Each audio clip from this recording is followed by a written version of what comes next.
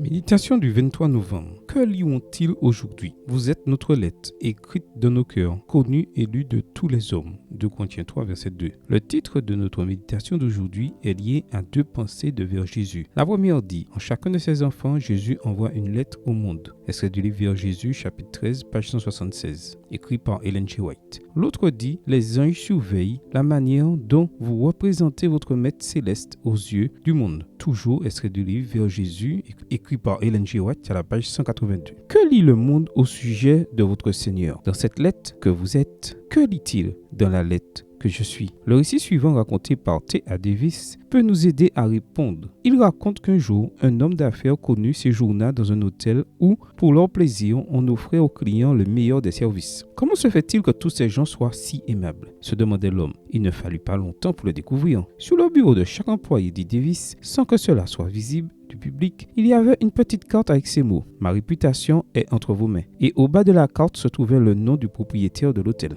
Ma réputation est entre vos mains. Est-ce que j'exagère si je dis que, dans un certain sens, la réputation de Dieu est aussi entre nos mains? Il n'y a pas d'exagération, car c'est précisément pour le représenter devant le monde que le Seigneur nous a choisis. Comme tu m'as envoyé dans le monde, dit Jésus, moi aussi je les ai envoyés dans le monde, moi en eux et toi en moi, afin qu'ils soient parfaitement un et que le monde connaisse que tu m'as envoyé et que tu les as aimés comme tu m'as aimé. Jean 17 et versets 18 à 23. Et de même que, à cause de notre mauvais témoignage, le nom de Dieu peut être blasphémé parmi les incrédules. Son nom peut aussi être glorifié si nous permettons à la lumière du Christ de briller à travers nos vies. Les chrétiens sont comme des phares placés sur le chemin du ciel. Ils doivent réfléchir sur le monde la lumière qu'ils reçoivent de Jésus-Christ. Leur vie et leur caractère devraient être tels que d'autres puissent obtenir par eux une juste conception du Sauveur et de son service. Toujours extrait du livre Vers Jésus, chapitre 13, page 176, écrit par Ellen G. White. Que liront les gens aujourd'hui dans cette lettre que Dieu enverra au monde en vous? Prière. Seigneur Jésus, aide-moi à bien te représenter aujourd'hui. Où que je sois, que ma lumière brille avec une telle force que le nom de notre Père qui est aux cieux soit glorifié.